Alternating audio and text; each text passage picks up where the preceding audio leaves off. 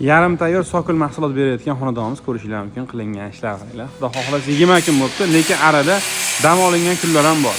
Yarim tayyor mahsulot nima deganlar uchun ko'rishingiz mumkin. Mana bu mahsulotlar chaqlangan, paskalangan, detal ko'rinishda bo'ladi. Ustalar joy-joy qilib, chiroyli qilib yig'ib berishadi, ko'rishingiz mumkin. Xudo xohlasa xonadonimiz o'ta ham go'zal holatda o'tdi. Hozir terilgan jarayonni ham ko'rsataman. Xudo xohlasa qopqoqqa pluntisga tayyor, loylar to'la bo'lgan. Ko'rishingiz mumkin. Xonadonimizni orqa tarafi balandroq bo'lgan. Bu tarafga alohida bichim berilgan, ko'rishingiz mumkin, balandroq. Mana bu taraf ham mana.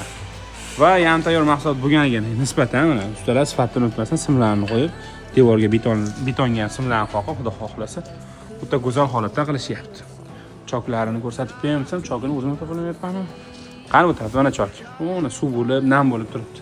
Chunki 3 kundan beri Qo'qonda yomg'ir yog'yapti. Siz ham xonadoningiz mana shunaqa tezkorlik bilan bichishni xohlasangiz, yarim tayyor mahsulot qilishingizni tavsiya beraman. Ushbu xonadonimiz 100 yillik hisobida hisob-kitob qilingan. Xudo xohlasa 20 kun ichida pashti bitishga tayyor bo'lib qoldi. Gapim davom ettirib, ustalar o'rni qanaqa bo'ladi bunda deyilsa, mana bunday zinalar bormi yoki mana bunday predmetlar bormi ko'rishingiz mumkin. Ustalar o'zlari mana chaqlab, o'zlari shu yerda o'zida qo'yishyapti, sabab ba'zi bir razmerlar o'zgargan, ko'rishingiz mumkin. Plastrlar ham mana bunday qilib o'zgarib, shu yerda o'zi chaqlab, chiroyli qilib qo'yishyapti. Ustalar o'rni albatta bor, chunki bunaqa go'zal narsalar chiqarish uchun ustaning professionalligi ham kerak.